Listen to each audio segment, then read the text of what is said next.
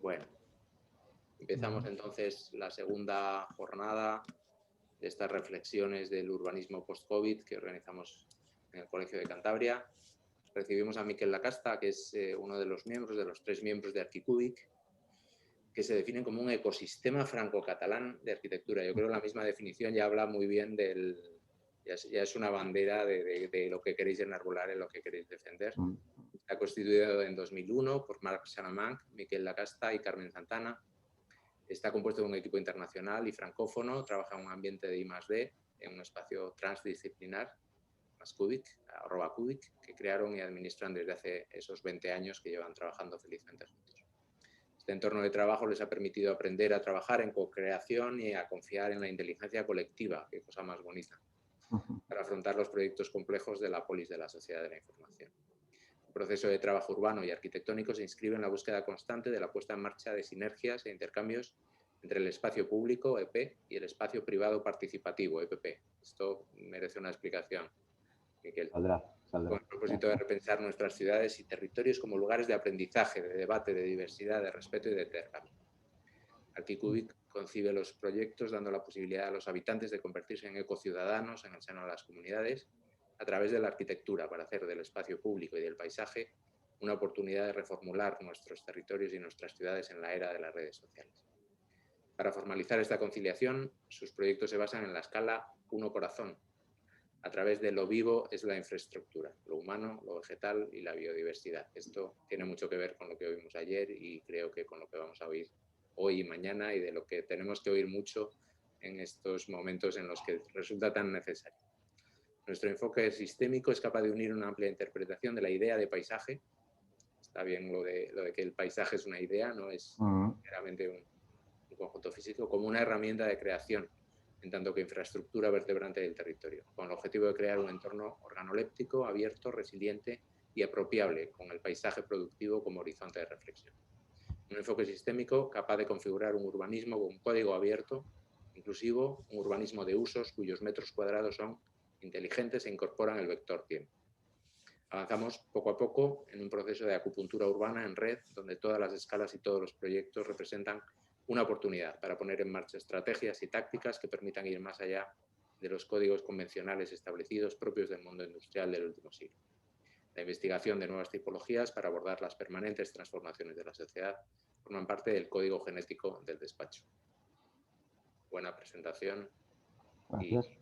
Y te doy la palabra para que nos aclares muchos de estos conceptos que parecen prometer grandes cosas. Muchas gracias, Miguel. Bueno, muchas gracias y muchas gracias por la invitación. Estamos todos un poco bajo el shock prolongado de todo el tema este del COVID y nos imaginamos esto de la realidad post-COVID. Pero seguramente quizá esto viene de bastante más atrás y quizá es el momento que nos ha dado la historia para un poco parar y repensar ciertas cosas que en la dinámica que llevamos hasta ahora era un poco como alocada. Pero bueno, reflexiones sobre el urbanismo post-COVID para nosotros viene a ser una serie de preguntas, una serie de datos y después un proyecto específico que hace 3 años que llevamos a cabo y que ya hemos acabado el master plan, que un poco está respondiendo de una manera muy importante a todos estos retos del COVID en la sociedad. Bueno, estos somos los 3. Marc, el de la izquierda, y Carmen en el medio. Trabajamos, como bien decías, en este espacio que fundamos en el año 94. O sea, no existía ni la palabra coworking ni nada parecido. Y nos ha permitido aprender muchísimo de los tejidos económicos y los tejidos sociales desmenuzados, capilares, los que cuesta mucho con los que cuesta mucho intercambiar si eres una organización muy grande, ¿no? Y ha sido todo el edificio se ha convertido en un gran espacio de interacción y aprendizaje que nos ha permitido evolucionar muy rápidamente. Y hay un montón de profesiones, y no solo arquitectos, sino incluso al principio prohibíamos que fueran de del mismo gremio para poder intercambiar con otras situaciones. El ecosistema que decías viene a ser realmente esto siempre se va haciendo más gordo, pero en todos los proyectos intentamos incorporar profesionales desde hace ya muchos años de la economía circular o la prospectiva. Hay muchos concursos que hacemos con otros arquitectos, que se aprende mucho también. Estamos muy vigilantes de las startups que nos interesan, sociólogos. En el proyecto que voy a presentar hemos trabajado con un sociólogo mano a mano, bueno, arte urbano, bla, bla, bla. Todo esto para nosotros lo único que quiere decir es que creo que ya todos somos conscientes que uno solito no puede resolver los niveles de complejidad que tiene un proyecto, hasta el más pequeño, ya tiene una complejidad inherente muy poderosa.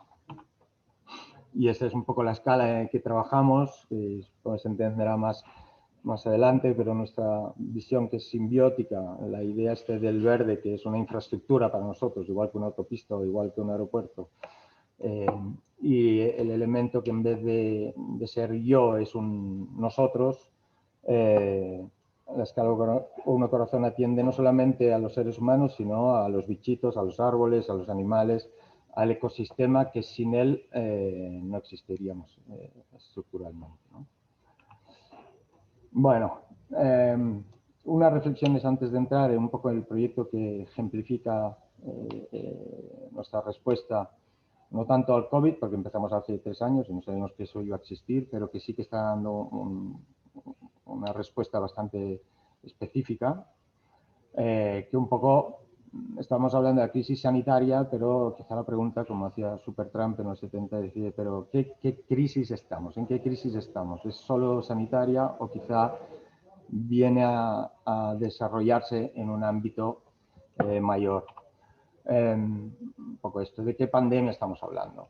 Si hablamos de pandemias o recurrentes y que hace muchos años que ya están aquí, pues hay 7 millones de personas que mueren por la contaminación, la mala calidad del aire, 1,5 millones de niños por la mala calidad del agua.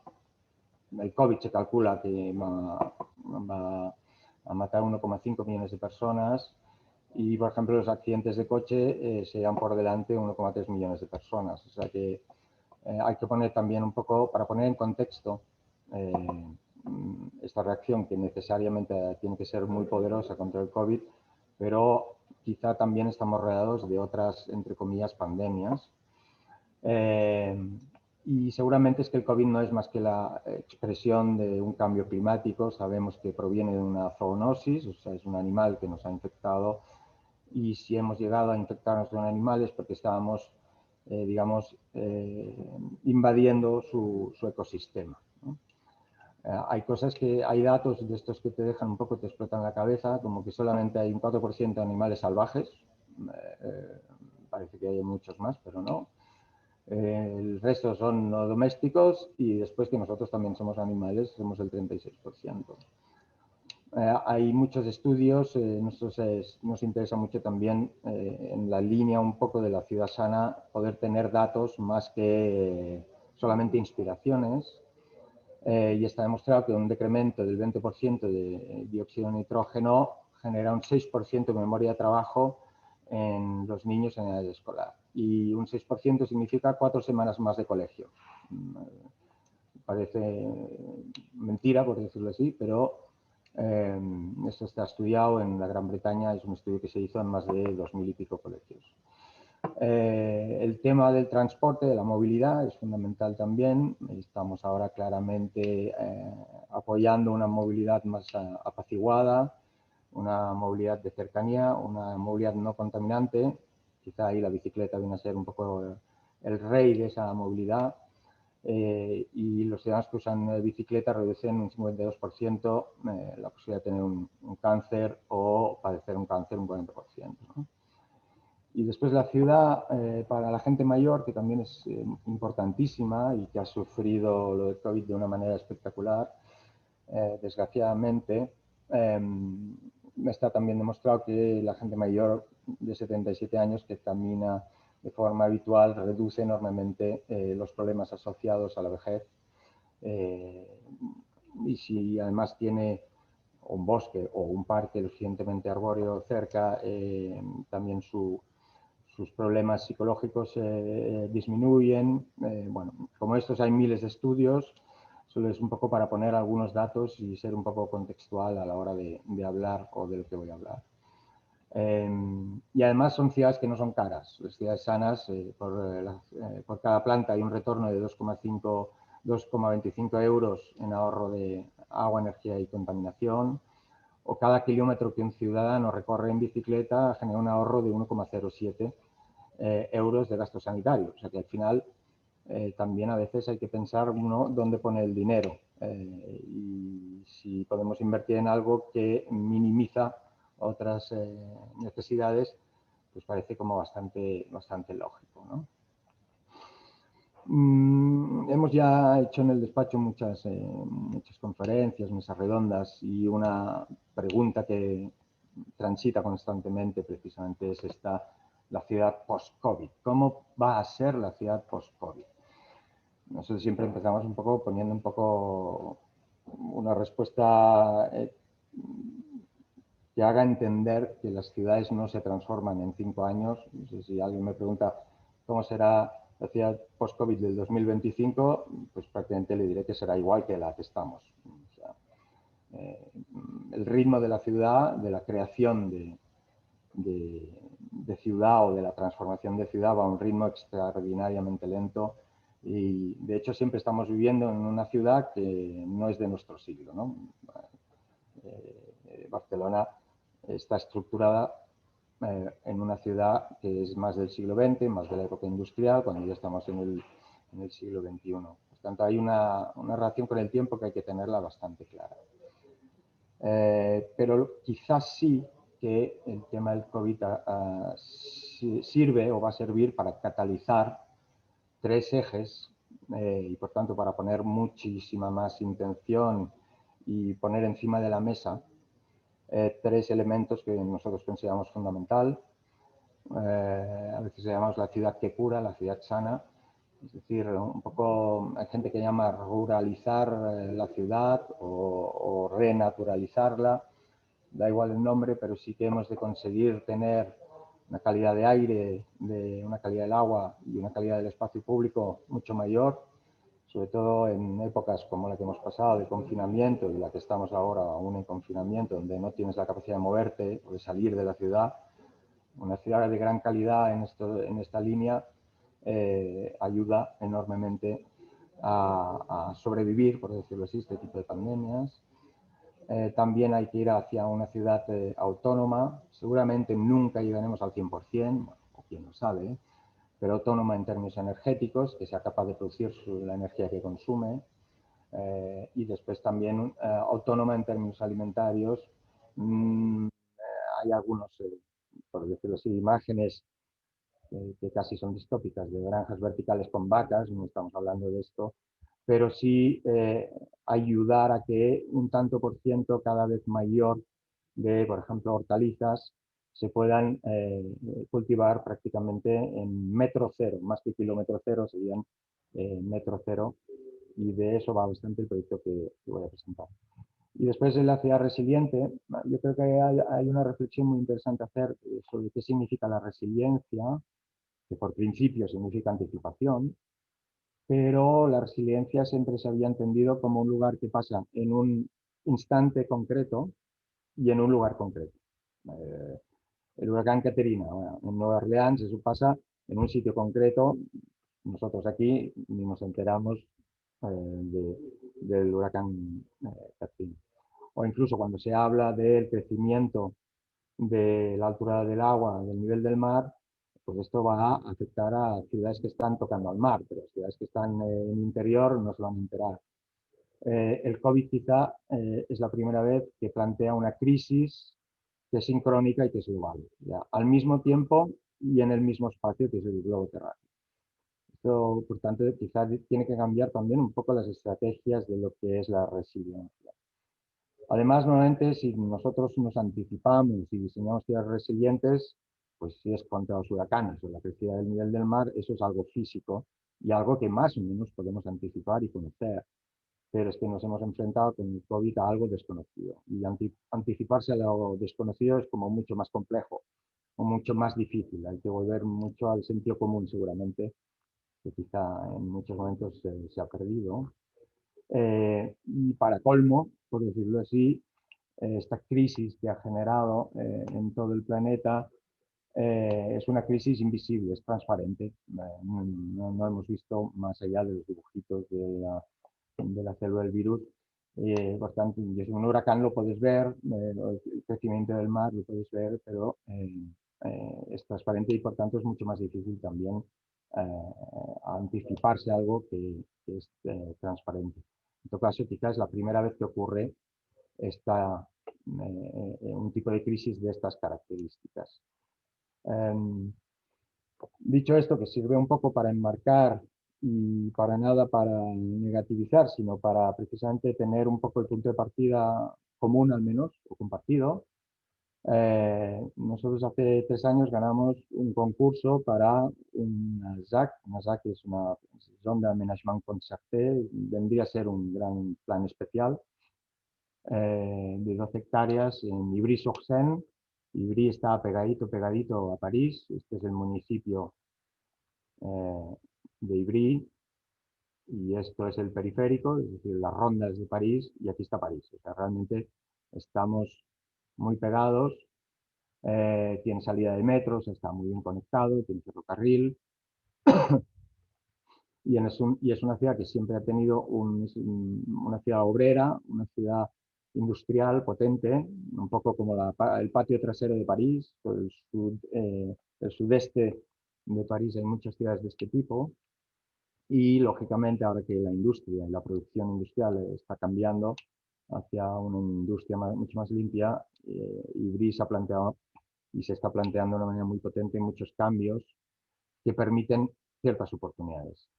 Nuestra agrociudad, porque la hemos convertido en una agrociudad, que ahora os comentaré, viene a ser esta manchita de aquí, unas 12 hectáreas, y aquí está más claro, viene a ser esta línea de puntos, tac, tac, hasta aquí, donde hay una serie de edificios de vivienda social, estos mamotretos que hay aquí, la Cité Trujillo, perdón, y sobre todo, uno de los elementos emblemáticos de las ciudades obreras francesas, que es la Cité Gagarin. La agrocité se llama Gagarin Trujillo. Trujillo era el señor que cultivaba muchas flores que se distribuían en todos los hospitales de París en esta zona. Justo aquí hay un hospital muy importante y también algunas plantas medicinales.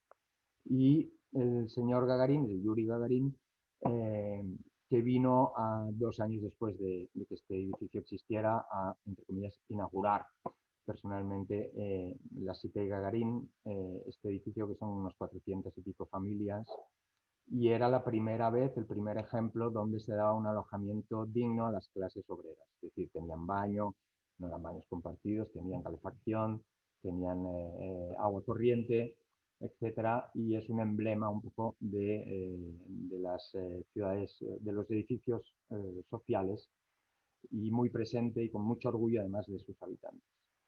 Desgraciadamente, este edificio, lo veréis ahora, estaba lleno de amianto y ha tenido que desaparecer, pero de una manera muy específica. Pero antes de esto, bueno, aquí tenemos un poco lo que es realmente el ámbito de las ZAC, son 12 hectáreas y media, y un programa que nos daba el ayuntamiento, que se tenían que prever 95.000 metros cuadrados de vivienda, 53.000 de espacios de trabajo y alrededor de estos 12.000 de equipamientos. Hay una escuela nueva que hay que hacer y un poco de comercio, no demasiado, porque estamos muy cerca del ayuntamiento. O sea, realmente es una ciudad con un tejido social bastante duro, pero está, nada, 5 minutos a pie del ayuntamiento. En términos de timing, pues empezó el 2005, primeras reflexiones urbanas. Nosotros en el 2016 fuimos los ganadores del concurso y designados como urbanistas de esta zona, y estamos aquí prácticamente. en el mes del 11 de diciembre se lanza a concurso. Después os explicaré un poco cuál es la estructura, los actores fundamentales del urbanismo en Francia, que es bastante diferente que aquí. Se lanza a concurso el primer lote, la primera isla de todo el proyecto. Perdón. Antes de entrar aquí, os cuento esto. En Francia, el desarrollo urbanístico se basa en un trípode. Uno es el ayuntamiento, el otro es el privado. Hasta aquí lo entendemos todos porque es como funciona aquí en España. Y la tercera pata, que es fundamental, es lo que llaman la ménagère, o lo que aquí existe como figura como el agente urbanizador, que está además contemplado en las leyes de todas las autonomías, menos Madrid y Cataluña, que no sé por qué esa figura no existe. El agente urbanizador, para utilizar las palabras de aquí, en Francia es el centro de desarrollo y el que se encarga de toda la transformación del suelo hasta el control del último edificio que sale, y es el que organiza concursos, aunque sea en suelo privado, para promotores privados, algo que aquí es bastante, a veces impensable. Y según la intencionalidad y la fuerza que tiene este agente urbanizador, no son concursos que van a precio, sino que son concursos que van a mejoras. Entre ellas, pues muchas de las mejoras para ciertos lotes importantes, pues es la cantidad de vivienda social que va a hacer este promotor privado, lo cual permite una pluralidad no solamente de perfiles sociales en las operaciones, sino además tener realmente una máquina que produce mucha vivienda social para gente más necesitada y con muchos operadores sociales, promotores que solo se dedican al social. Que aquí, al menos en Cataluña, cuesta muchísimo. Básicamente está el Patronato Municipal de la Vivienda y el Incasòl. Las tres patas del ADN del proyecto están basadas en la co-creación, la economía circular y solidaria y la ciudad comestible.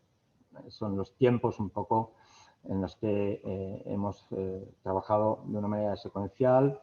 El ADN del proyecto, como decía antes, tiene uno de los fundamentos como lo que es vivo, no solamente lo verde, sino lo que está vivo es la infraestructura fundamental del lugar, la economía circular solidaria, la desestandarización de la construcción. Aquí entendemos muy bien hacer un edificio con pilares y losas, pero en Francia se usan el hormigón armado para todo. Incluso toda la fachada es una pared de entre 16, 18, 20 centímetros en las que están los agujeros de las ventanas. Hay un consumo de hormigón extraordinariamente grande, lo cual, lógicamente, es un gran emisor de CO2, el hormigón, en su todo proceso productivo.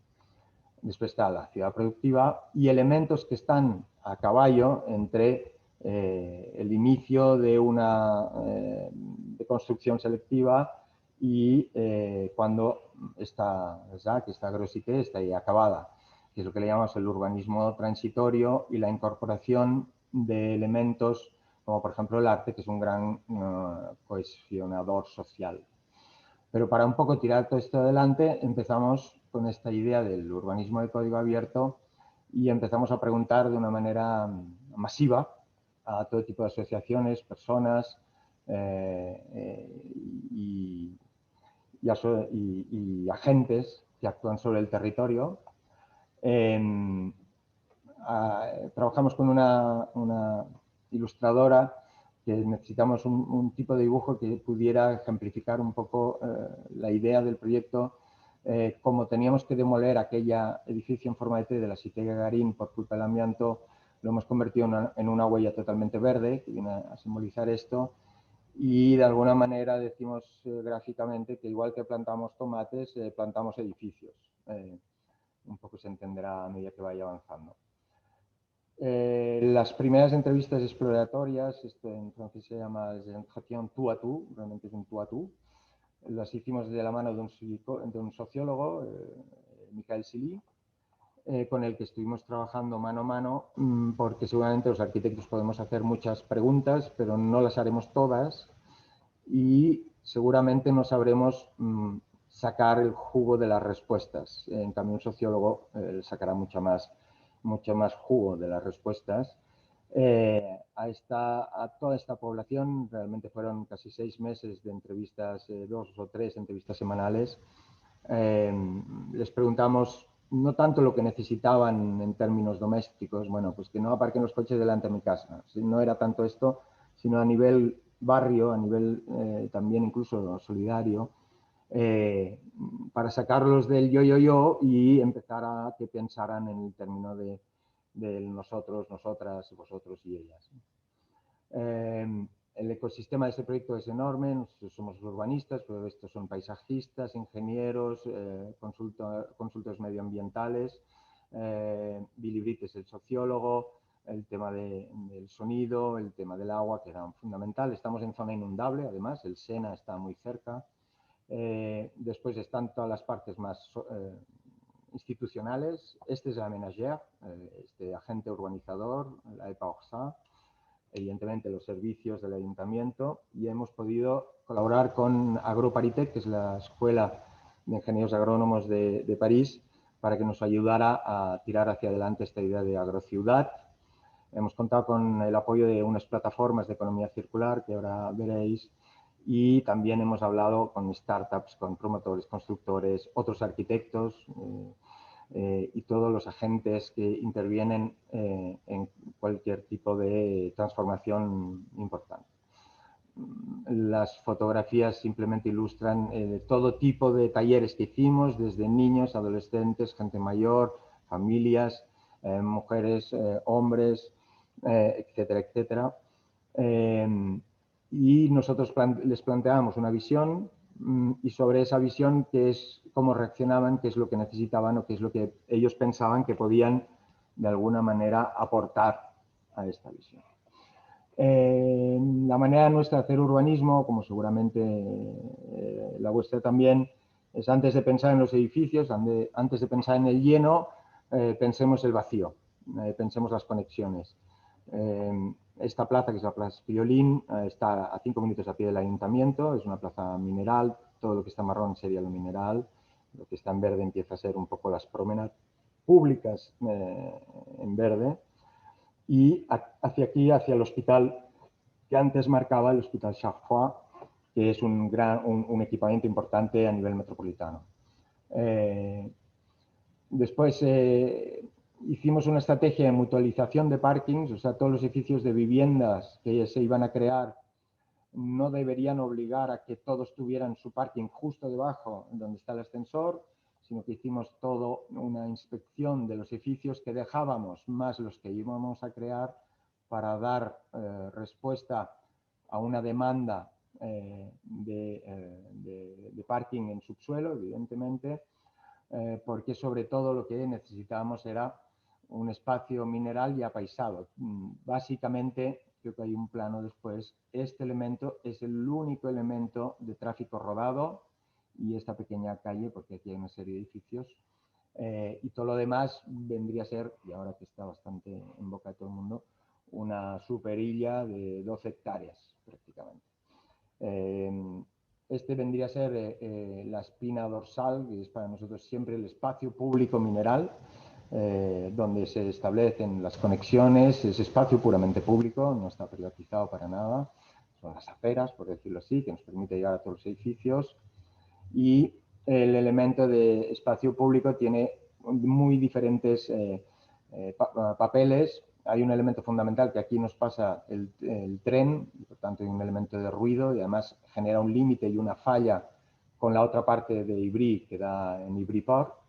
Pero establecimos toda una serie de estrategias, además, para que en el espacio público fuéramos capaces de plantar un número de árboles lo suficientemente importante para llegar a los estándares recomendados por la OMS, y los hemos superado un poquito en la línea también de la ciudad verde, sana, perdón. Las circulaciones son suaves, o sea, un poco lo poco que se puede circular en toda nuestra ZAC son circulaciones estructuralmente que no pasan de los 30 km/h. Y eso de alguna manera Estos edificios, estas manchas grises, son los edificios que hemos dejado, porque no hemos hecho tabula rasa en absoluto. Los edificios que estaban bien los hemos dejado. Y los edificios con color son un poco nuestro master plan, donde en lila se ven la propuesta de edificios de oficinas y en marrón son los edificios de vivienda y en amarillo son los equipamientos necesarios para el barrio. En esa línea o en esa imagen gráfica de igual que plantamos tomates, plantamos edificios, nosotros le llamamos, es un cierto urbanismo puntillista que nos permite evitar el efecto barra cuando realizamos edificios tan grandes, pues por ejemplo como este de aquí existente o este de aquí, que genera una desconexión tanto visual pero también afectiva, por decirlo así, de un lado y del otro. Por tanto, nos interesan edificios a 4 vientos para favorecer al máximo las ventilaciones cruzadas y a doble orientación, y que siempre haya un elemento visual que permite generar una diagonal donde uno tiene una vista más lejana. La Place Piolín, que viene a ser un poco el centro neurálgico, tendría un poco esta pinta. Lógicamente hay edificios que van a salir a concurso, hemos puesto unos edificios que de alguna manera nos interesan para el render, pero sí que ya representan ciertas cosas muy importantes, como por ejemplo que imponemos en el pliego de condiciones para los concursos de promotores y arquitectos que la planta baja esté hecha con gaviones rellenados de hormigón que provengan de demoliciones. Estos gaviones que dejan ciertos elementos vacíos se convierten en hoteles de insectos, se convierten en elementos un poco porosos y sobre todo lo que nos permite es una cantidad de metros cúbicos que no es para nada a desdeñar, es desdeñable, de hormigón reciclado, que en vez de que lo tiren, lo colocamos aquí después de pasar, lógicamente, por un proceso para que tenga un poco la granulometría necesaria. Esta vendría a ser también una de las grandes promenades públicas. Es una ZAC con una alta densidad en altura y también en relación de edificios, porque para poder liberar el máximo de suelo en plena tierra, que realmente no haya infraestructura de nada por debajo para que los árboles crezcan al porte que tienen que crecer, nos tenemos que compactar al máximo y densificar en ciertos puntos, apoyándonos también en la preexistencia, como este edificio que es existente, de edificios donde ya existe, ya hay la memoria de edificios con una cierta altura. El segundo paso ha sido, es un poco el resultado de este primer paso, ha sido un poco la co-creación ciudadana, pero dirigida, no es un ágora donde todo el mundo puede decir lo que quiera, una herramienta que más o menos hemos ido realizando a medida que íbamos avanzando. El segundo paso viene a ser la de construir de otra manera. Nosotros no demolemos, sino que deconstruimos selectivamente. Este edificio, que además la gente le tenía mucho cariño, aunque parezca muy bestia y muy masivo, pero tiene una historia detrás muy poderosa, pero desgraciadamente está afectado por amianto por todos sitios y no se podía rehabilitar, era imposible. Y entonces nos planteamos realmente esparcir este edificio por toda Francia mediante la economía circular. De tal manera que empezamos a demoler selectivamente, hemos hecho visitas de obras de demolición, por decirlo así, hemos recuperado 1.500 radiadores, además súper bonitos, hemos recuperado 2.000 puertas, 400 cajas postales, 2.000 ventanas, bueno, una cantidad de elementos, de objetos enorme, y después todo lo que sería el hormigón o un poco la poca cerámica que había en la fachada la hemos convertido en material de subbase para otras obras de infraestructurales o para que sirva de machaca para poderse utilizar, de manera que hemos aprovechado el 98%, dice 90, pero nos pasaron en el último registro, es que hemos aprovechado el 98% de la masa del edificio, incluso de sus objetos, y los hemos hecho entrar en un circuito de economía circular. Para que nos hagamos una idea, lo que es el material, o sea, el hormigón que hemos deconstruido son unos 30.000 toneladas, que es equivalente a 3 Torre Eiffel. Y, lógicamente, es material que no hay que crear de nuevo si lo colocamos en un circuito de economía circular. Todos estos elementos los hemos convertido en montañas, que las hemos colocado en una plataforma que se llama NeoEco, que es una plataforma de economía circular para materiales de base de construcción. Y en Bacaccia hemos puesto todo lo que son los objetos, los radiadores, las puertas, las ventanas, etcétera, con una trazabilidad y un balance de cada uno de estos elementos que en todo momento podemos tener a mano. Por eso decía esto de que casi ahora mismo el edificio empieza a expandirse por toda Francia, o incluso alguien puede entrar en esta plataforma si quiere comprarse uno de los radiadores de la Cité Gagarin-Trouillot y ponérselo en casa, ¿no? En el proceso de antes de ponernos a demoler, durante 10 años el ayuntamiento, de una manera muy sensible, fue lógicamente invitando a la gente, además les iba la salud, a trasladarse a otros sitios. Les ofrecían o vivienda social o gente que aprovechaba y cambiaba de vivienda y a vivienda privada, lo que fuera. O sea, no ha sido una expropiación, entre comillas, agresiva.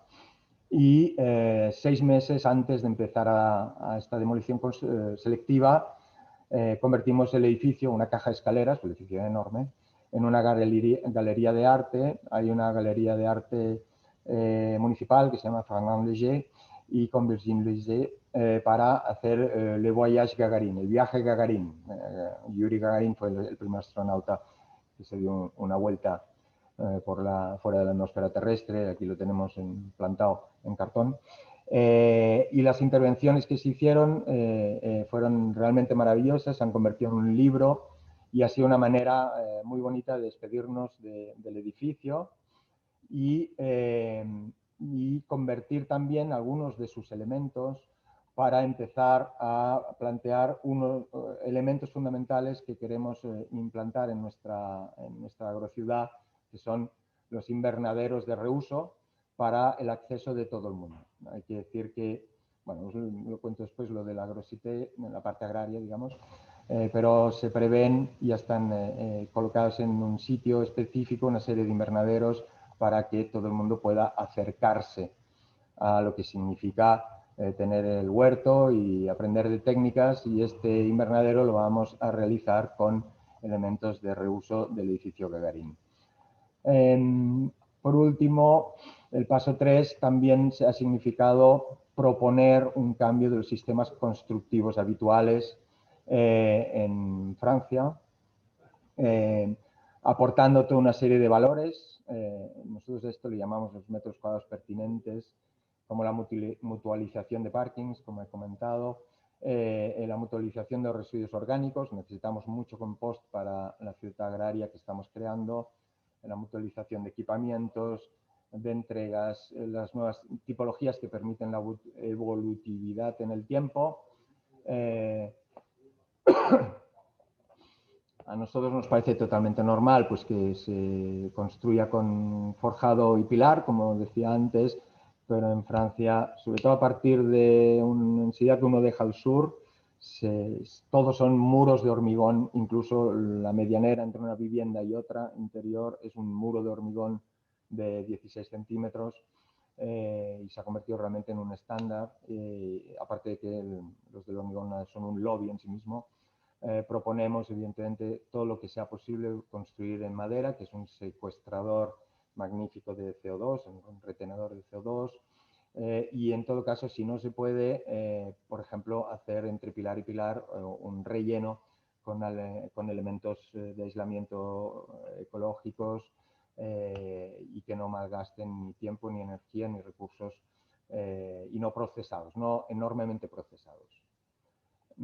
También animamos en el cuaderno de prescripciones técnicas que han de seguir tanto los privados como los públicos, y sobre todo los arquitectos que van a ir a los concursos, que piensen la evolutividad de las viviendas, como un T4 significa 3 habitaciones en Francia, cómo se pueden separar, cómo se pueden reformatear, se pueden juntar, se pueden convertir en elementos que ayuden a lo largo del tiempo, teniendo en cuenta que la inversión en un edificio para vivir, sobre todo en privado, supone casi una condena de 15, 20, 30 años de hipoteca. Para las oficinas proponemos también todos los concursos de oficinas a los que vamos. Ahora ganamos uno. Proponemos una crujía de máximo 16 metros de ancho, el clásico es 18, porque 16 metros de ancho o menos nos permite una reversibilidad en viviendas, no para mañana, pero igual para dentro de 50 años.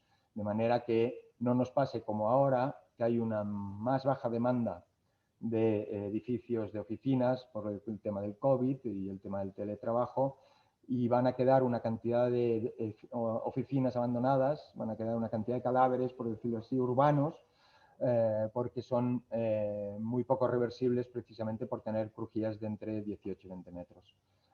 Hay que pensar un poco siempre, nosotros pensamos con el vector tiempo de una manera muy clara. También la idea de la habitación en más. Este COVID nos ha demostrado que tener una buena terraza es media vida, casi literalmente hablando. Cuando no podemos salir de casa es un elemento que nos permite aprovecharla de mil maneras diferentes. Por tanto, aunque tengamos un clima como en París, pues bastante más áspero, llueve muchísimo y con bastante más frío que, por ejemplo, en Barcelona, se puedan aprovechar siempre estas terrazas para poder estar y que no sea un mísero balcón de 1,20 m, sino estamos proponiendo balcones de 2 metros como mínimo de profundidad para realmente que sea una habitación en más o un espacio en más para la vivienda. Las plantas bajas también las hemos tratado especialmente, aparte del núcleo y los trasteros y lo que habitualmente se pide en edificios de viviendas. Hay dos elementos fundamentales para nosotros. Hay una normativa bastante exigente con el tema de las bicicletas que siempre se acaban convirtiendo en un espacio en el sótano y que en muchos casos no hay tanto usuario de bicicleta como para llenarnos. Nosotros proponemos poner en valor el tema de las bicicletas y que le llamamos la placette, que sea un espacio, que a partir de aquí es espacio privado, o sea, hay una cancela, lógicamente, un espacio además exterior, donde se aparcan las bicicletas. Si no se llena de bicicletas, va a liberar espacio pues, para que jueguen los niños en condiciones de seguridad, sin tener que ir a la calle, para poder hacer una fiesta, en verano, lógicamente, o para cualquier uso de los vecinos del bloque en cuestión. Y además, lo que decías antes, esto del EPP, el espacio privado participado, esto ya hace muchísimos años que estamos proponiendo siempre y que colocamos en todos nuestros edificios de vivienda, espacios que son privados, pero se comportan como un espacio público. Por tanto, decimos esto de participado, es decir, que son espacios para la comunidad. Hoy, después del COVID o durante el COVID, estamos viendo la oportunidad de cómo si tuviéramos estos espacios, podríamos estar trabajando y acondicionando un cierto espacio de unos 20, 30 metros cuadrados para poder trabajar, aunque tengamos unos vecinos al lado, un espacio cerrado para poder también celebrar la fiesta de cumpleaños, ver yo qué sé, la final de no sé qué equipo de cualquier deporte. O sea, son espacios para los vecinos, en este caso son cerrados y climatizados, siempre con una fachada al exterior, de manera que si no tienen un uso específico y fuera hay mucha demanda, poderlos alquilar a alguien de fuera, y esto les permite incorporar algo de capital para los gastos de la comunidad, les pueda bajar. Por tanto, es un gañán-gañán, ¿no? Es un win-win para los habitantes de la comunidad, y este sería uno de los aspectos que tendría esta placette, donde se puede hacer hasta de bricolaje. Aquí es para el post office. Aquí es una de las piezas climatizadas que puede servir hoy en día como pequeño micro coworking para poder trabajar si no te dejan salir del edificio porque estás confinado, y que los niños, aunque esté lloviendo, puedan jugar y relacionarse entre ellos. Para nosotros es un espacio de relación. Y por último, y acabo, porque tengo muchas más ganas de oír las preguntas, porque yo todo esto ya me lo sé, pero voy un poco rápido. Como decía, igual que plantamos berenjenas, plantamos edificios por la estrategia que decía antes. esta imagen, este es el señor Trujillo y este es el señor Gagarin. Intentamos recuperar este árbol, pero ya este árbol murió hace ya bastantes años. En todo caso, nos gustaba esta simbología. Y plantar tiene que ver con la cota cero, tiene que ver con los pies en el suelo. Y Gagarin, pues lógicamente tiene que ver con imaginar otros futuros, soñar o algo más, digamos, etéreo e inaccesible. Hicimos todo un estudio de todos los jardines productivos que hay en el municipio de Ivry-sur-Seine. Nosotros estamos aquí, muy centrales en relación a todo el municipio. Y propusimos una cantidad de metros cuadrados que es bastante importante para la producción agrícola de proximidad, sobre todo de huerta y de otro tipo de estudios. Evidentemente, estamos hablando de 2,5 hectáreas, es decir, una superficie bastante potente. Evidentemente, esto no está, digamos, en manos de quien quiera hacer el hobby de plantar sus tomatitos. Ya hay este invernadero de aquí que servirá para esto, sino que se va a lanzar un concurso para empresas que hacen que son agrícolas urbanas. En París hay 3 o 4 empresas que ya se dedican a esto y parece que se ganan la vida. Y se va a hacer un concurso para profesionalizar el cuidado de toda esta huerta, que tiene 3 elementos. Uno que están en plena tierra, en la cota cero, en los interiores de isla, por decirlo así, que son estos que están más en clarito, aquí, aquí, aquí y aquí. Y los otros están en cubierta, de 2 maneras diferentes. En cubiertas de edificios lo que hacemos es al aire libre, con elementos con cubas, con bags, para poder plantar todo tipo de hortalizas. Y los que están en oficinas los hacemos en invernadero. Lógicamente, aunque tuviésemos algún interés por plantar cosas en nuestra vida personal, no somos expertos para nada. Y este sería un poco el aspecto de unos de estos interiores de isla en uno de los entornos densos, que tenemos otros entornos menos densos. Aquí arriba hemos dibujado los invernaderos. Esto sería un potencial edificio de oficinas, tal como está puesto en el plan, y vendrían a tener esta pinta. El acceso, lógicamente, solo para este señor de aquí, que es el agricultor. Y, como decía antes, todos los zócalos están en los gaviones reciclados para servir un poco a hacer más grande el ecosistema vegetal y animal en general. Estos de aquí serían los elementos que están en cota cero, ¿verdad? Y este urbanismo puntillista que va rodeando un poco las manzanas nos permiten, como decía antes, tener siempre visiones cruzadas y hacer una ciudad más inclusiva, más segura, donde uno ver fácilmente qué es lo que está pasando al otro lado del edificio. Nos hemos ido adaptando también a lo que serían las diferentes alturas. Esto es planta baja más 13 hasta planta baja más 6, y tenemos una parte de la ciudad que es menos alta y menos densa y otra más alta y más densa. Estudiamos evidentemente muy bien el asoleo que se iba a dar sobre estos cultivos para apoyarnos en AgroParisTech, la Escuela de Ingenieros de París, para saber qué podemos plantar.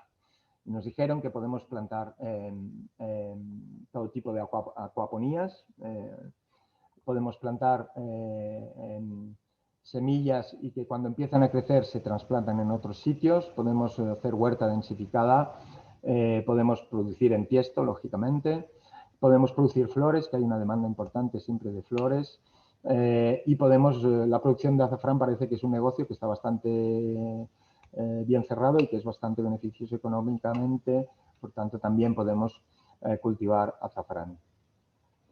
Este sería un interior de manzana. Hemos cuidado especialmente la relación del espacio público con el huerto. Todos sabemos que la huerta en ciertos momentos en invierno no es precisamente algo muy bonito. Todo lo que es tuberculoso no sale de la tierra. En primavera y en verano están muy bonitos, pero en invierno son muy, entre comillas, feotes. Entonces, para el impacto en relación a los espacios públicos, hemos tratado con los paisajistas la relación que tienen siempre los elementos de visión transversal en relación a la huerta, con un paisaje que haga de tampón entre lo que es huerta y calle. Hemos trabajado a un nivel fundamental para nosotros, para el éxito de este elemento en cubierta, sobre todo, esto sería una vivienda y se harían en tiesto, que serían las ventilaciones. En Francia cada lavabo tiene su ventilación, no existe la ventilación natural y todo va forzada a un par o tres de ventiladores. Por tanto, las cubiertas se convierten en todo un salpicadero de tubos que van a uno o dos ventiladores centrales, y eso haría imposible pensar que se puede producir nada en la cubierta, y por tanto hemos llegado a la conclusión, y la imponemos en nuestro pliego de prescripciones, que la última planta será de 3 metros libres. En Francia el estándar que tienen es de 2,50 libres más 20. Vendría a ser un poco el estándar habitual. Aquí normalmente trabajamos en 3,05, 2,70 más 20 o 2,70 más 25, 2,70 más 30. Pero ahí sí que es más chato todo. Nunca hay falsos techos, son otras maneras locales de construir. Pero la última, sí que decimos, la última, lo siento, tiene que ser de 3 metros y os gastáis un poco el dinerito en poner algún falso techo si lo queréis poner, porque nos va a permitir centralizar todos los elementos húmedos alrededor de las circulaciones y recoger por debajo del forjado todos los tubos de ventilación de baños y cocinas para ir a un solo elemento, que es el ventilador, y que pueda succionar. Eso significa todos estos tubos que, si no fuera así, estarían por aquí y no nos servirían para poder cultivar, los solucionamos de este nivel. Estamos hablando de 12 hectáreas y tenemos que llegar, precisamente por esta ambición de hacer una agrosite, a determinar alturas libres del último forjado. Hay todo un estudio de los aportes de compost y de la irrigación, que son fundamentales también. Estamos también, gracias a Agroparitec, podemos, aparte de aprender mucho, hemos podido tirar hacia adelante. Y mientras, con que es un plan urbano que de alguna manera se va a desarrollar en los próximos 10, 15, incluso 20 años, hasta que no esté toda la superficie cultivable, pues el agricultor va a poder tener poco rendimiento.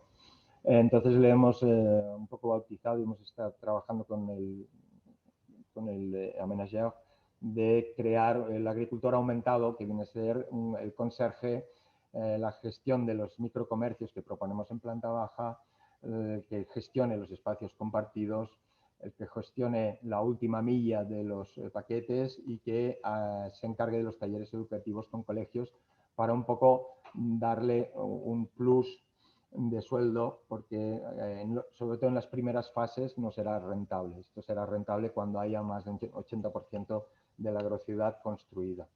Este, como decía, es el invernadero público y viene a ser el master plan que os comentaba antes.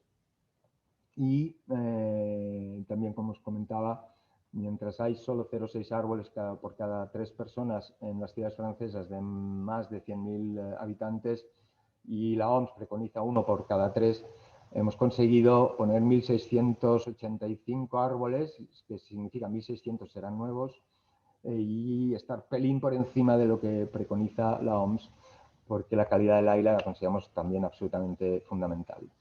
Esta sería la imagen de este interior de isla en la zona de más baja densidad, en este elemento de aquí. Y esto vendría a ser un poco el resumen. No sé si he ido muy rápido o si me he extendido demasiado, pero esto sería un poco la presentación. Voy a dejar de compartir, entiendo, y encantado de responder preguntas, que es lo que más me interesa. Seguro que habrá un montón de preguntas porque has planteado un montón de temas, un montón de ideas.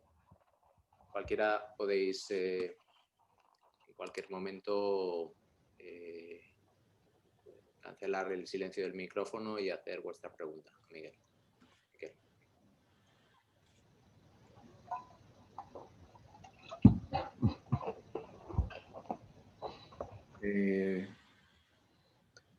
Buenas tardes, Miguel. Buenas tardes, Rafa. He estado tomando notas y ya no sé si estas ideas o muchas de las ideas que has contado, profesionales, los arquitectos, las conocéis y las ponéis en marcha con frecuencia, ¿no? Pero bueno, cosas interesantes, y hago una introducción para luego formularte la pregunta. hablas de un equipo multidisciplinar, un ecosistema, me ha parecido genial. He visto que integras a sociólogos, Sí. sin embargo, hablas de resiliencia y no citas a psicólogos. Yo soy psicólogo y el concepto de resiliencia le llevas como una anticipación. Sí. Puede ser una fuerza, una manera de hacerte fuerte ante consecuencias adversas, ¿no? Bueno, has hablado de cadáveres urbanos, has hablado también de mamotretos, de agente urbanizador. Desde luego, ¿cómo llevarías muchas de las ideas que has estado exponiendo en tu presentación en un espacio nuevo? ¿Cómo lo llevarías a la calle, el espacio vacío del día a día? Pensemos en el vacío. Le pongo un ejemplo. Aquí en Santander, donde se está dando una vuelta, no por los lugares emblemáticos y bonitos de la bahía, el Sardinero, las playas, sino por unas calles del centro, y me iba fijando en los árboles, sobre todo en los árboles que no había, en calles tristes, grises. Entonces, la pregunta sería, ¿cómo todas estas bonitas ideas que has expuesto y que en un lugar nuevo probablemente tengan un espacio para llevarlas adelante, pero reconstruir las ciudades para los ciudadanos, es decir, para peatones y para ciclistas, no para los coches, el espacio público, el valor del espacio público? ¿Se podría llevar a reconstruir algo de lo que tenemos o estamos pensando en una utopía? A ver, una utopía no, porque esto es un plan especial que se va a llevar a cabo y empieza en diciembre, y en todo caso todo lo que he explicado está en un pliego de condiciones que todo el mundo tiene que seguir. Por tanto, en todo caso sería una utopía construida, por tanto dejará de ser utopía en ese momento. Sí que es cierto que hay dos maneras de pensar un poco la ciudad. A nosotros nos interesa mucho la idea de construir sobre lo construido, la ciudad sobre la ciudad. Creo que no estamos en condiciones de seguir, entre comillas, depredando territorio para ir construyendo por extensión, sino que nos interesa mucho más poder seguir construyendo y acogiendo ciudadanos por redensificación, pero una densificación no percibida.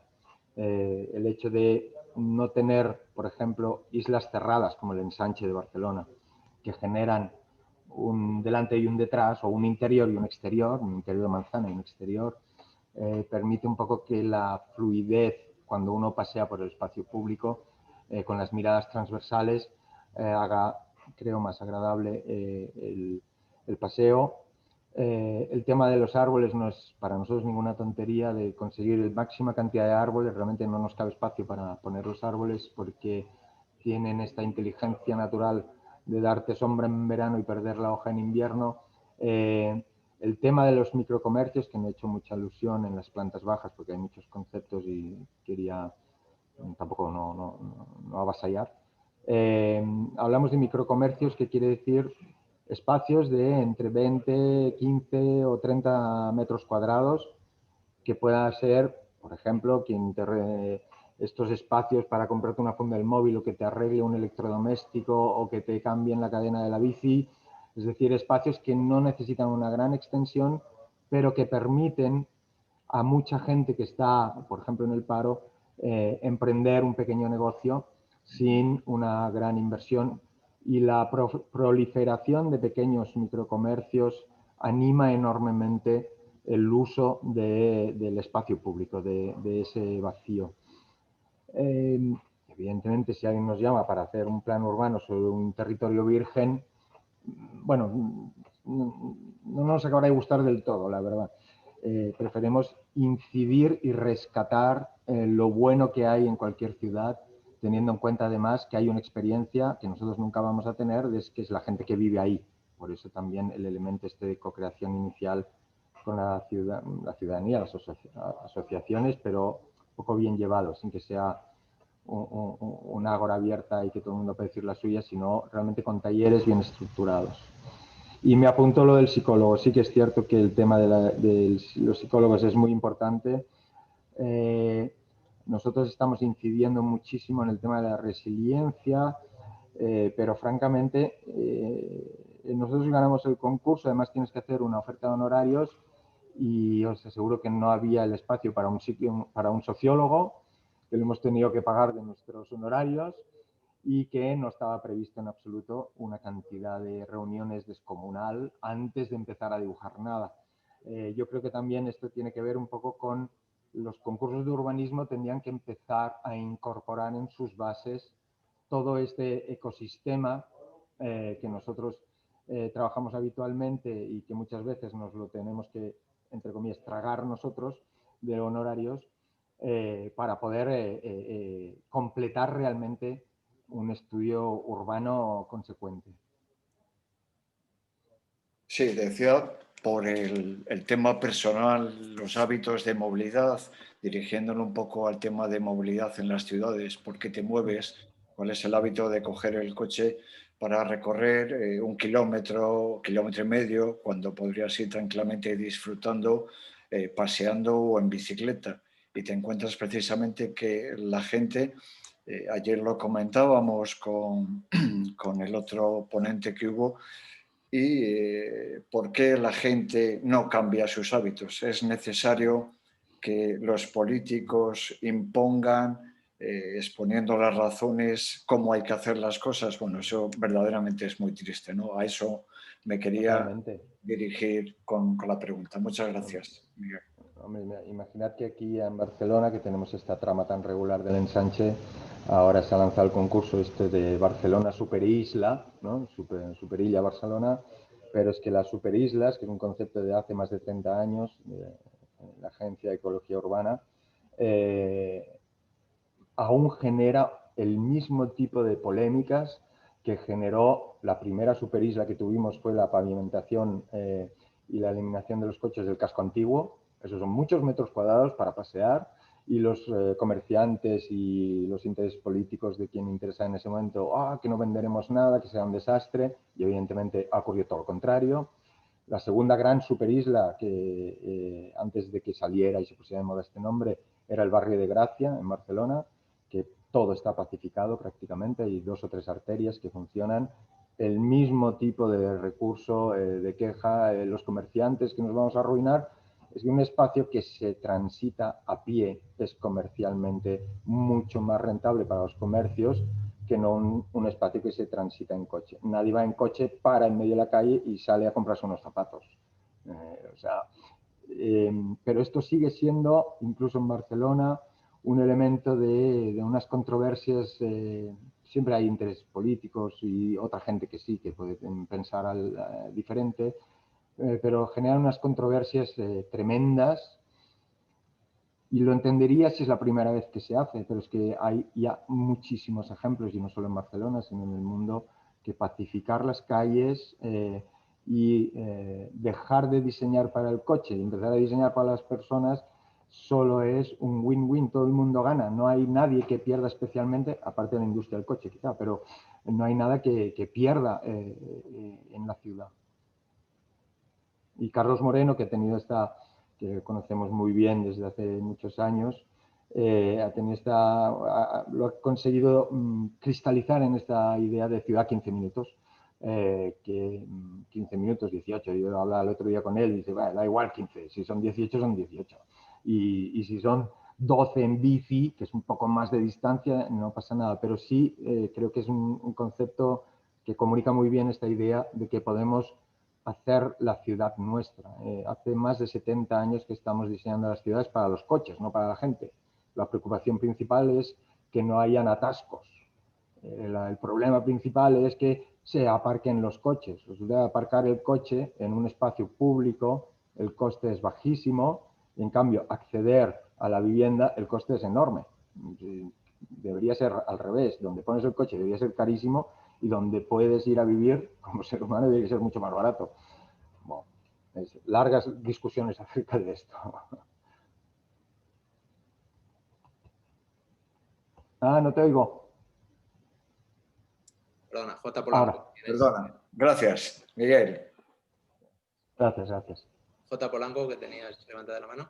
Hola, buenas tardes. Buenas tardes. En primer lugar, gracias. He aprendido mucho con la ponencia y la verdad que tengo ganas de ir a verlo. Yo estoy cerquita, estoy en Bruselas, así que Muy bien. cuando me puedo escapar y echar un poco.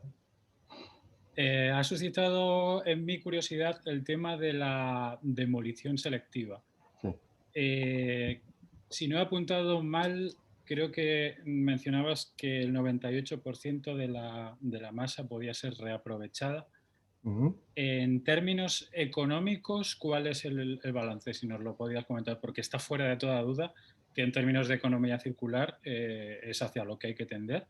Pero en términos económicos suena provechoso porque bueno, las imágenes eran bastante reveladoras, una serie de ventanas que se podían aprovechar, los calefactores, etcétera. A nivel económico, ¿cómo sale una demolición de este tipo versus la demolición convencional? Aquí, si vas con bazooka será más barato que si vas con un pincel. Esto es lógico, ¿no? Para poner dos imágenes muy gráficas. Es un coste que hay que asumir, simplemente. O sea, si hay que derribar algo, aparte, primero hay que pensar muy seriamente si hay que derribarlo. En este caso era inevitable por el tema del amianto. Hombre, si hay que derribarlo, miremos de derribarlo, entre comillas, con cariño para poder reaprovechar todo lo que hay. ¿Cuál es el sobrecoste? Pues sí, el sobrecoste de una demolición selectiva es mucho de construcción selectiva es mucho más caro que una demolición a secas, evidentemente.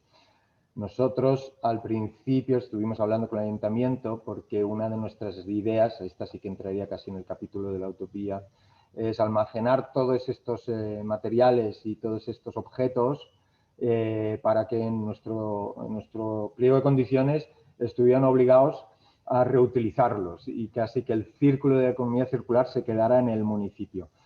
Lógicamente, y la magnitud del edificio hacía imposible porque no hay ningún ayuntamiento que tenga 4 naves de 5.000 metros cuadrados cada una para almacenar vacías, para ir almacenando cositas. Entonces es cuando realmente tuvimos que bajar un pie a lo práctico y entonces hablar pues con estas plataformas. En Francia existen 5 o 6 plataformas de economía circular. Creo que aquí en España o no existen o son muy, muy anecdóticas, en donde realmente tú eso, pones ahí, digamos, lo que estás deconstruyendo y la plataforma lo va vendiendo a la diferente gente, ¿no? Por tanto, sí que al menos sabes perfectamente que lo que has deconstruido alguien lo está reaprovechando. Si te compras un radiador, no hay que crear un radiador de cero con lo que supone en términos de recursos, energía, etcétera, etcétera, ¿no?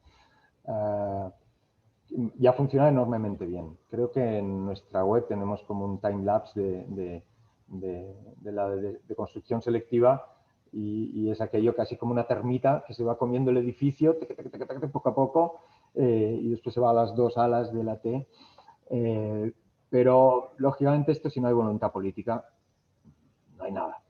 En este caso, tanto el agente urbanizador como el ayuntamiento no solamente han estado al lado nuestro, sino que han liderado enormemente para poder ir desbancando obstáculos que ni tan siquiera nosotros nos habíamos planteado al inicio, como por ejemplo securizar legalmente lo que sería zona de huerto. O sea, esto lo puedes hacer en un plan especial, se ejecuta, pero a los 10 años pues es un jardín contemplativo porque eso no tiene un estatus legal y es un privado del edificio. Entonces alguien decide que hace lo que le da la gana y que lo que quiere es un jardín de césped y regarlo cada día. Es un espacio securizado legalmente en el plan local de urbanismo y que tiene una clave que hemos tenido que crear nueva para este tipo de espacios, para saber para estar seguros que en el tiempo esto va a ser productivo, porque habrá una empresa detrás que va a gestionar, a limpiar, a producir desde ahí. Y además hay ya en el pliego de condiciones de este concurso que se va a hacer, y hay el primer cliente, que es la escuela, que hay que crear en nuestro plan. Por tanto, es un proyecto, nuestra manera de pensar no solamente se queda en el ámbito de las ideas, sino que lo que intentamos es detectar los grandes obstáculos para que eso no se haga y atacarlos de frente y conseguir cerrar los círculos. A la que dejas un elemento abierto es muy fácil que se desvirtúe en el tiempo y que acabe siendo cualquier otra cosa que no la idea inicial. Y no es por un tema en absoluto de que sea mi plan especial, ¿no?, que tiene que ser así, sino que esto viene de un consenso social enorme y, por tanto, para nosotros se convierte casi en una obligación ética que lo que proponemos esté estudiado lo suficientemente bien para que realmente se pueda ejecutar sin problemas o de presupuesto o de retorno o de lo que sea. Entiendo entonces de sus palabras que el reto sería reorganizar el sistema económico, el sector de la construcción, de forma que esos materiales se puedan aprovechar, porque, vamos, deduzco de su exposición que no se ha podido, digamos, recolocar en el mercado todos esos materiales que están ahí, que se pueden reaprovechar. Y le pregunto, y ya acabo con esto. Sí, perdona. En caso de que se diera salida a todos esos materiales que se han conseguido preservar y que quizá en algún momento tengan cabida en el mercado si se obliga, bien a través de legislación o bueno, va habiendo una evolución de las empresas, ¿se ha estimado si esto fuera perfecto, si se pudieran recolocar todos los materiales, si al final la demolición selectiva sería económicamente más viable que la tradicional? Igual no me he expresado bien. Todo lo que hemos demolido selectivamente ya está en plataformas y esto ya se está esparciendo. El edificio que hemos demolido nosotros sí que está el 98% en el mercado con las plataformas de economía circular y están saliendo. Esto. Igual hay un radiador de estos en la ciudad de Lille porque alguien lo ha comprado por la web, ¿no? ¿Cómo escalar? Porque nosotros estamos, evidentemente, pues nos gusta mucho pensar, nos gusta mucho reflexionar, como todos los que estamos aquí, pero ya no nos gusta nada cuando la cosa se convierte en un edificio demostrador o un barrio demostrador. Me temo que no estamos a tiempo para solo hacer prototipos. Estamos que empeñarnos en escalar las decisiones. Y para escalar necesitamos apoyarnos en la realidad. En Francia tenemos la suerte que hay 5 plataformas de economía circular donde hemos podido meter todo esto. En España no hay ninguna. Quiere decir que esto es un elemento importante para poder realmente reintroducir en el circuito todo aquello que demolemos. Otra cuestión sería, que me parece interesante, las plusvaluas que genera toda la venta de estos elementos que tú prácticamente estás casi regalando, por decirlo así, o que te compran casi al peso, si se pudieran devolverse de alguna manera para que el sobrecoste de construcción selectiva se pudiera apaciguar y se convirtiera casi en coste en una demolición tradicional. Esto ya empieza a salir bastante de nuestros dominios, pero creo que ahí hay una reflexión muy interesante a hacer de que un poco todos salgan ganando, ¿no? Y que los costes que genera o el extra coste se pueda repartir bien. Tiene un poco que ver también con la generación de demanda, ¿no? Claro, claro. Probablemente si esos materiales no se valoran o no se empiezan a utilizar de modo, decimos que no modélico, ¿no? Que tiene que ser un poco en la escala del sector de la construcción. Tiene que haber una demanda para que esos materiales tengan valor y realmente compense quitarlos en vez de destrozarlos o dejarlos a vertedero. Exacto. Lo mismo pasa un poco con lo que decías de los microcomercios o de los productos de esa agricultura local, ¿no? Si no tienen un consumo directo y los mismos vecinos son los primeros consumidores que les agrade consumir lo de su vecindad, es muy difícil que se produzca un tirón. Claro, realmente aquí hay no pocos aspectos en los que hemos estado, digamos, entre comillas, inventando y por eso nos hemos empeñado realmente en entenderlo y sobre todo hablar con los agentes o sociales o económicos para estar seguros de que eso va a ser rentable, que eso va a ser real y que eso no va a generar después un fracaso, un abandono, etcétera, etcétera. Ahí sí que contamos también muchísimo con el apoyo del ayuntamiento y del agente urbanizador, evidentemente. Eso que comentas, Moisés, va relacionado con el modelo de vida que tenemos, el modelo social. Estar comprando, tenemos el Black Friday, compremos de modelo. Luego, si esta sociedad tampoco se le acostumbra a que hay que reutilizar, a que se pueden hacer muchísimas cosas diferentes de las que hacemos, no tengamos continuamente creando centros comerciales donde se anima a la gente a que vaya a pasar el día a los niños, a que jueguen, mientras los padres están gastando pasta. Luego, eso es un tema social, puede ser. Veremos en los próximos, espero que pronto, porque ya que lo del COVID ya sea un post-COVID, si realmente esta brutal crisis sanitaria ha puesto estos temas encima de la mesa y ha sensibilizado no solamente pues, a ayuntamientos, o no solamente a promotores, o no solamente a los actores habituales del inmobiliario, sino también a los ciudadanos. Pero claro, si no pones microcomercios, ellos no van a poder comprar en microcomercio. Entonces aquí has de poner un poco el buey y después has de poner el carro. Y vale, te la has de jugar, pero controlando lo que te juegas. Y esto es lo que decía de tener claro cuál es el sistema económico de cada propuesta que hacemos.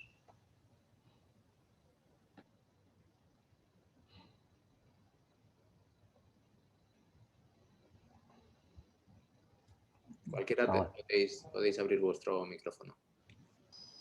Pilar.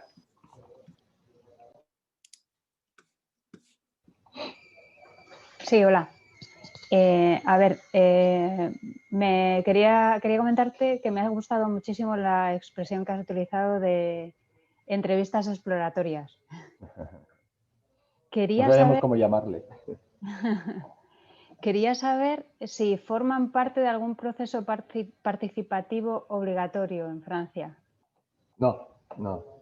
De hecho, como decía antes, es que no está contemplado ni en las bases del concurso, ni los honorarios del sociólogo, ni nada parecido. En Francia, como también aquí, se han hecho algunas experiencias de participativas o de co-creación,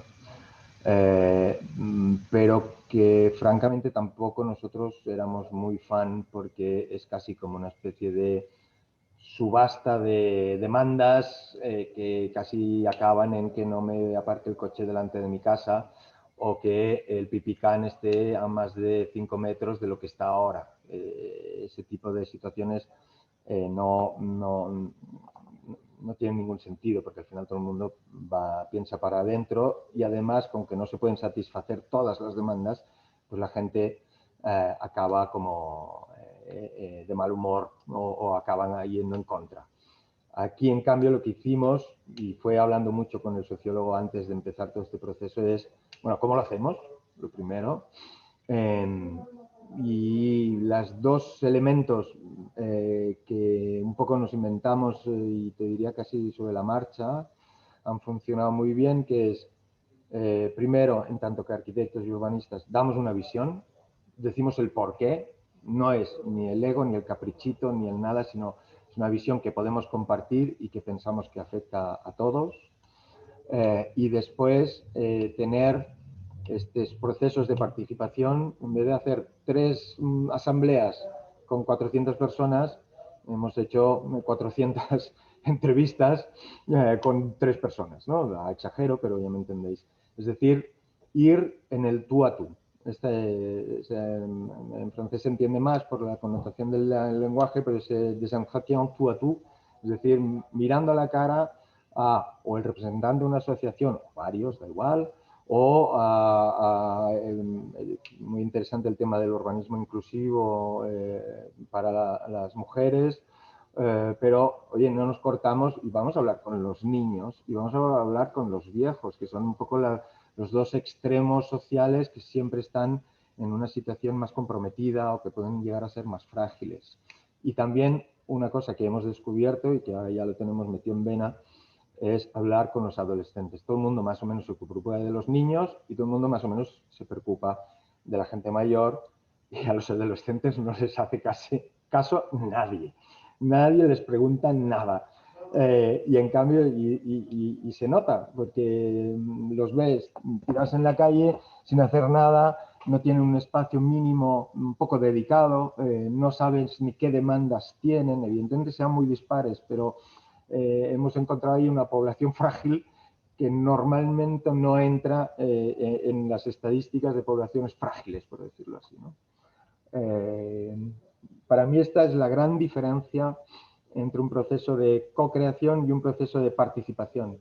Nosotros les decíamos que todo lo que nos dijeran global, o sea, solidario de alguna manera, que no solo es interpersonal, lo íbamos a ir incorporando en la medida, lógicamente, de lo posible, pero es que el hecho de que convirtiéramos este barrio en un agrobarrio, en una agrociudad, se fue cimentando en estas conversaciones. Hay mucho más que explicar y lógicamente no os quiero tampoco avasallar, pero hicimos una experiencia maravillosa de 3 talleres. Hablamos con una startup en que con piezas de Lego y un código QR, cada pieza de Lego tú le puedes decir qué es. Edificio, oficinas, edificio, viviendas, espacio público, etc. Y hicimos 3 talleres donde invitamos a la gente a construir en Lego cuál sería ese barrio soñado para ellos. Todos empezaban igual, había una cámara y además tú en tiempo real sabes lo que está pasando. Es decir, si te falta espacio público, oye, que estas piezas las tienes que meter. Si te falta vivienda, oye, no vale. Lo único que no puedes romper son las reglas de juego, que son las que nos dio el ayuntamiento, estos 165.000 metros cuadrados que hay que meter ahí. Todos entraban mirando a hacer una ciudad bajita y todos salían animándonos a sobrepasar cualquier ley para, oye, para arriba, y oye, hazlo el doble de alto, ¿no? Que me liberan más espacio. Y era una cosa pedagógica fantástica, la verdad. Tenemos alturas considerables, tenemos un edificio de 9 plantas, etcétera, y además por contexto con lo que existente, para no perderlo, no hacer desequilibrios urbanos.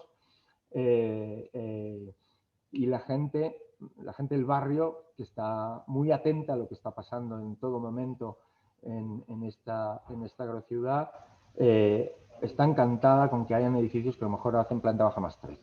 No tienen ningún problema. Han entendido que al final es una cuestión de transporte de masas.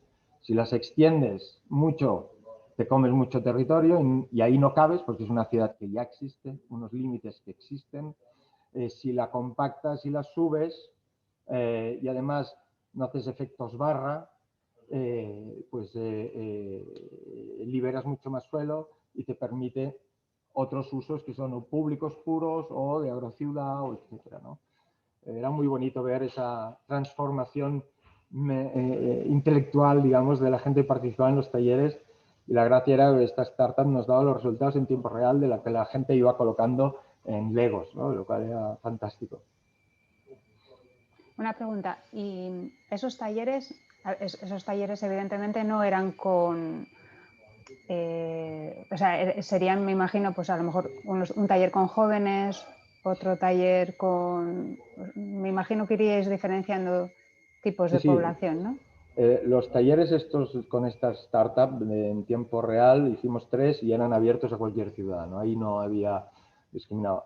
Todas las reuniones y todos los entretiempos, todas estas entrevistas exploratorias las tematizamos, por un lado, asociaciones, o sea, activos sociales que ya existen en el barrio. El problema era que cada vez que hablábamos con una asociación nos decía, tenéis que ver a esta otra asociación que no la tenemos en la lista, y eso se iba alargando con infinitud de entrevistas, pero había que hacerlo todo. Y después lo discriminamos por género, discriminamos por edad, o sea, incluso hicimos un taller de niños que se veía en la foto de mi socio Marc, dibujando con niños, con adolescentes, con familias, con gente mayor. Hicimos un taller solo dedicado a las mujeres. O sea, fuimos un poco, y después las agrupaciones, lo que hace cohesión social, que son las asociaciones. Además hay que pensar que es un barrio, o es una ciudad, Ivry-sur-Seine, que tiene un legado muy importante de lucha obrera, hay una corriente solidaria enorme. Nosotros cuando vamos ahí, por decirlo así, el color más difícil de ver es el blanquito, que yo que soy muy pálido, o sea, hay todos los colores posibles de la piel del ser humano, están ahí con muchísima inmigración, con muchos problemas también. La Place Piolín, que habéis visto una imagen, pues ahora es el sitio donde puedes comprar todo tipo de drogas y demás. O sea, realmente es un barrio duro pero orgulloso. Y desde ese orgullo, de esa identidad que tiene mucha gente de barrio, nos ha ayudado mucho también a poder lanzar y tirar para adelante todo tipo de propuestas. Otra pregunta. ¿Tú crees que este tipo de proceso participativo en España saldría igual? ¿O son más participativos en Francia que en España parece que no queremos participar? A ver, yo creo que hay comunes en todos los seres humanos. Después hay procesos educativos también. Si alguna cosa destaca en el pueblo francés es su condición de revolucionario. O sea, a la que se enfadan, te montan un pollo y te cortan la cabeza. O sea, la historia lo cuenta perfectamente. O sea, en ese sentido, incluso serían mucho más bestias que nosotros, ¿no? Yo creo que simplemente lo peor que puedes hacerle a un ciudadano es como invitarlo a que diga lo suyo, no mediar cómo lo dice y después que se sienta frustrado porque no ha servido para nada, pues se siente engañado. El tú a tú lo que nos permite es no hacer esta ágora, que es una olla de grillos, sino realmente ir elemento por elemento, oreja por oreja y boca por boca. ¿Funcionaría aquí? Yo estoy convencido que sí que funcionaría. Hay que poner bien las condiciones y seguramente a lo mejor no es lo mismo hacerlo en Santander que hacerlo en Málaga, o sea, seguro que han de haber contextualizaciones en los procesos para la co-creación o la coparticipación. Pero bueno, lo que un poco nosotros nos sacamos de la manga después se ha convertido en un capítulo de un libro para la UNESCO que ha hecho un periodista como una de las buenas prácticas de procesos de participación. Y yo creo que aquí lo hemos hecho, cuando han ocurrido, lo hemos hecho un poco con la manguera gorda, un poco. Venga, asamblea y que todo el mundo diga la suya. Y esto creo que es lo que no funciona. Esto seguro que no funciona. Ahora, seguramente lo que hemos hecho ahí pues tendría que tener alguna adaptación y alguna contextualización si lo hiciéramos, yo qué sé, en Barcelona o en Bilbao, ¿no? Esto es estar atento. Bueno, o sea que tenemos que empezar a utilizar ese tú a tú aquí también. Exacto. Gracias, Miquel. Gracias, Pilar. Hola, buenas tardes. Hola. Bueno, felicidades por la convocatoria y gracias por la charla, Miquel. Quería hacerte una pregunta muy concreta. Tú, bueno, hablas de agrobarrio bueno, también se podría entender como procesos de verdificación que van a ir tomando forma en muchos lugares. Mi pregunta es concreta. ¿Cómo se puede trasladar eso aquí a España siendo, bueno, pues ciudades con una morfología muy diferente, sobre todo por lo menos en términos de densidad, ¿no? O sea, en Francia parece que es fácil porque son ciudades con una baja densidad en general, por lo menos las ciudades de tamaño medio, pero aquí en España, los países más mediterráneos con una densidad mayor, ¿cómo pueden dar lugar estos procesos de verdificación? Lo primero es que donde hemos actuado nosotros es de alta densidad. Has visto que habían unos trastos de planta baja más 13 que existentes y es un lugar de alta densidad y con muchos condicionantes preexistentes. Pero en cambio sí que lo que dices un poco la tradición. Por ejemplo, si esto lo hiciéramos en Barcelona, habría que escoger otra estrategia. Nosotros somos una ciudad de manzanas cerradas. Por tanto, esto de hacer penetrar de alguna manera un verde productivo sería mucho más difícil, aunque todas las ciudades tienen millones de metros cuadrados en sus cubiertas que hoy en día solo sirven para meter trastos. Es que ya no sirven ni para colgar las sábanas que se hacía antes, ¿no? O sea, ahí hay la quinta fachada de los edificios. Es un elemento que yo creo que deberíamos reflexionar todos, porque además están muy involucrados en el tema del efecto isla de calor, porque suelen ser superficies bastante oscuras. Eso por un lado. El tema de las superillas, que ahora está, y el concurso de las superillas en Barcelona, o las que se han hecho, lógicamente no cogen la estrategia de un verde productivo, sino de reverdecer la ciudad, las calles, que son puramente espacio público. Por tanto, ahí difícilmente puedes introducir elementos de agrociudad. Pero creo que tanto que en España nosotros estamos en primera corona de París. O sea, creo que hay muchas primeras coronas de nuestras ciudades que están hechas a base de un crecimiento de polígonos, lo que hablan los antiguos polígonos de viviendas, o sea, barras a 4 fachadas, como las vas colocando, un poco como Bellvitge, aquí al lado del Hospitalet, uno muy famoso, o como tantas y otras ciudades que en primera corona, que no son centro-centro, no son el centro simbólico de la ciudad vieja, ni quizá los primeros ensanches de principios del siglo XX, teníamos un problema, algunas ciudades tenían mucho problema de alojar un montón de gente, Barcelona en los años finales 50 a 60, y hay un montón de ciudades alrededor de Barcelona que están llenas, son ciudades poligonales, o sea, básicamente polígonos de vivienda, una barra más o menos alta, más o menos extensa, pero es un elemento a 4 fachadas. Ahí sí que hay una oportunidad claramente para poder introducir estrategias de ruralizar o de hacer verde productivo. Bien, gracias. Un último comentario. Coincido contigo, bueno, me ha parecido interesante. Ocurre en muchos países, en Francia ocurre, aquí no tanto. El tema bueno, de alguna manera potenciar la hibridación de usos en plantas bajas, etcétera, ¿no? Aquí, bueno, tenemos una normativa unos planes generales muy zonificadores, en donde esto coarta absolutamente, ¿no? Entonces sí que va a dar lugar poco a poco en las próximas décadas un proceso de hibridación, ¿no? ¿Hasta qué punto podemos... Quiero decir, hay que limitar, no hay que limitar, hay que ver qué pasa, hay que permitir todo tipo de usos, salvo los que sean nocivos? ¿Qué pautas podrías sugerir? Mira, también instrumentalmente, también para haceros una idea de un poco cómo puede funcionar el urbanismo en Francia y cómo funciona aquí. El PLU, que es el Plan Local de Urbanismo, que tiene cualquier municipio, en una legislatura, ahí duran 6 años, las legislaturas, no 4, se puede llegar a revisar unas 3 o incluso a veces 4 veces. Nosotros cuando nos encargan algo, lo primero que estamos atentos es a ver si nos hemos bajado la última versión del Plan Local de Urbanismo. Y no son revisiones menores. Y son revisiones que en apenas 6 meses el Plan Local de Urbanismo está updated, está revisado.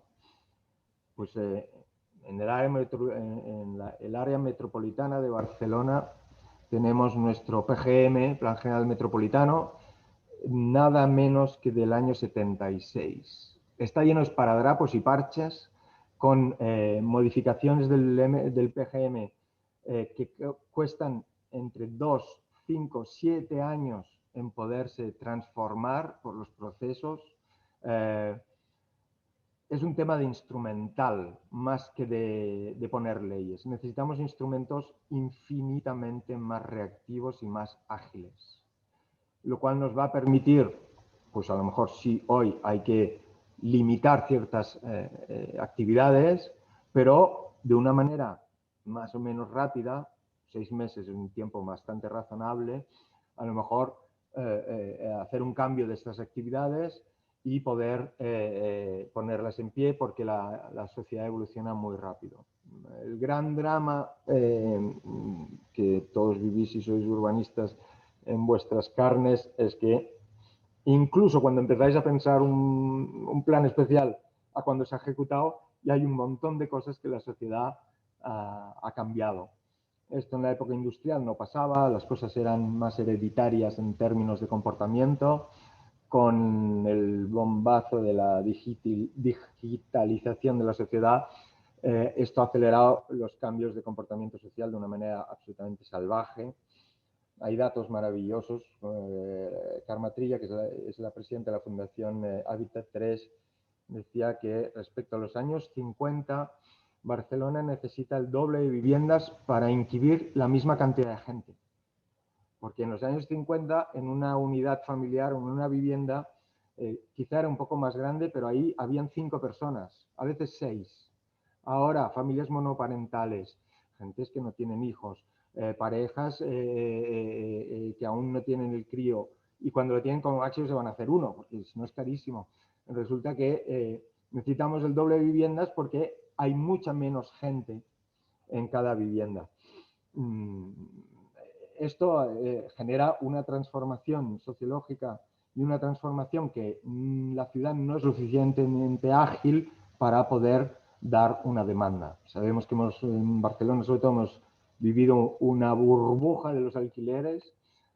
Muchísima gente se ha tenido que ir a primera corona cuando él nació en Barcelona, y su familia, y su abuelo y su tío, lo que sea, porque no solamente somos una ciudad muy hecha, como Santander, sino que además el instrumental está absolutamente oxidado.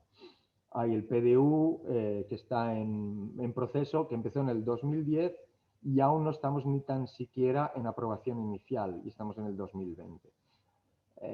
Hay que agilizar el cuadro legislativo, hay que transformar el cuadro legislativo para poder tener herramientas mucho más interactivas con lo que ocurre con las personas. Si no, nunca estaremos dando ni tan siquiera acercándonos a un servicio mínimamente correcto a nuestros ciudadanos con el diseño de nuestras ciudades. Bueno, muchas gracias. Gracias, Ekain. No sé si hay alguna más, si no, ya te hemos absorbido un tiempo precioso, te lo agradecemos mucho. Yo tendría un montón de preguntas, pero creo que no habría límite al tiempo que podríamos alargar y seguir tirando de ti, Miguel. Te agradecemos mucho esta exposición, a mí me ha encantado. He estado haciendo tweets y ya los de Arquicubic los han estado repitiendo. Muy bien. Y espero que podamos repetir otra ocasión tan grata como esta. Muchísimas gracias. Encantados de nuestra parte, y al final es eso, más que explicar, lo que queremos es compartir experiencias, un poco para también absorber las problemáticas y poder ir mejorando en los procesos y saber dónde, pues en España vamos débiles, pero en cambio vamos muy fuertes en otras cosas, ¿no? Es un poco ir haciendo un proceso de ensayo, prueba y error, poquitos de estos, ¿no? De errores, pero ir haciendo updates cada vez más potentes. Pero bueno, encantado de verdad de la invitación y ha sido un placer. El barrio Gagarín es un sitio duro, pero vosotros sois más duros. Exacto. O lo intentamos, lo intentamos. Mucho ánimo y muchas gracias, Miquel. Muchas gracias, encantado, de verdad. Gracias.